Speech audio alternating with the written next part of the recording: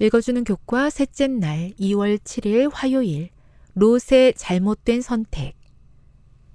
아브람이 하나님의 부르심에 응답하여 고향을 떠났을 때 그의 조카 롯이 동행하기로 선택했다. 창세기 13장은 하나님께서 아브람을 축복하셔서 그에게 가축과 은과 금이 풍부하였다고 기록한다. 롯에게도 양과 소와 장막이 있었다. 두 사람 모두 매우 부유해졌기 때문에 가축이 많아서 더 이상 함께 거할 수 없었다. 목자들이 서로 다투지 않도록 아브람은 롯에게 어디에서 살지를 먼저 선택하도록 했다. 롯은 당연히 자기보다 나이가 많은 아브람에게 먼저 선택하도록 해야 했다. 또한 그가 부유하게 된 것은 아브람 덕분이었기 때문에 당연히 그렇게 해야 했다. 하지만 롯은 자신을 부유하게 해준 아브람에게 감사를 나타내기는커녕 이기적인 마음으로 자신이 보기에 가장 좋은 땅을 선택했다. 창세기 13장 10에서 12절을 읽어보라. 어떤 합리적인 이유가 롯으로 하여금 그런 선택을 하게 했는가? 롯이 땅을 선택한 이유가 아무리 그럴듯했던 간에 그곳에서의 생활은 평탄하지 않았다. 아브람이 롯에게 일어난 일을 듣게 되었을 때 그는 참 안 됐구나 롯아, 내가 뿌린 대로 거두는 법이야 라고 말하지 않았다. 아브람은 즉시 롯을 구하기 위해 나섰다. 때론 물질적 욕심에 취한 나머지 우리는 마땅히 배워야 할 교훈을 제대로 배우지 못할 때가 있다. 롯은 소돔으로 곧장 돌아갔다. 하지만 자비로운 하나님께서는 경고를 알리는 천사들을 롯과 그의 가족에게 보내셔서 그 도시에 다가오는 멸망을 알리셨다. 창세기 18장 20에서 33절을 읽어보라. 하나님께서는 아브라함에게 당신께서 이 땅에 내려오신 이유가 무엇이라고 말씀하셨는가? 하나님께서 악한 도시들을 멸망시키려고 한다는 소식을 듣게 되었을 때 아브라함은 어떻게 반응했는가?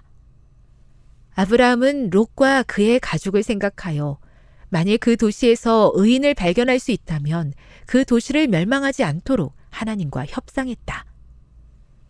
50명의 의인에서 시작된 협상은 10명까지 내려갔다. 사랑 가득한 하나님께서는 아브라함의 요청이 멈추기까지 자비 베풀기를 멈추지 않으셨다. 하나님과 두 천사들은 롯과 그의 아내와 두 딸을 직접 그 성에서 인도해 내셨다. 하지만 롯의 아내는 뒤를 바라봄으로 소금 기둥이 되었다. 부유한 사람으로 소돔에 들어갔던 롯은 거의 빈털터리가 되어 나오게 되었다. 우리는 어떤 결정을 내릴 때 큰 그림을 보지 못하고 당장의 유익만을 생각하는 실수를 범하지 말아야 한다. 교훈입니다. 큰 그림을 보지 못하고 당장의 유익만을 쫓아 소돔으로 이주했던 롯은 그 성의 멸망과 함께 거의 빈털터리가 되어 그 성에서 나오게 되었다. 묵상.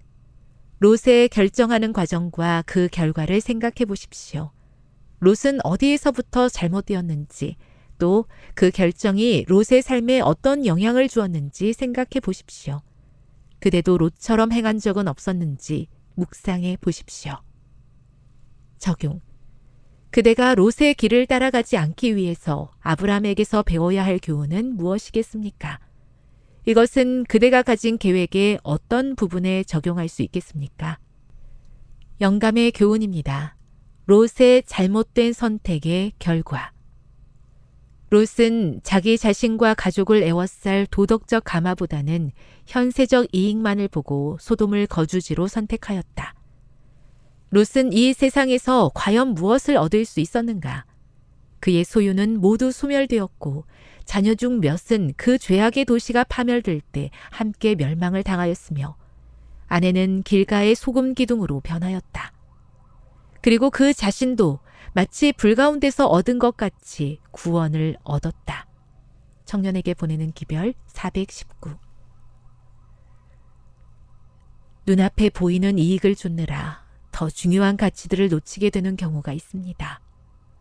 세상에 살면서 마주하는 여러 선택들 앞에서 보다 더 높은 차원의 영적인 가치를 잊지 않게 해주시고 하나님의 뜻에 합한 선택을 하게 해 주시옵소서.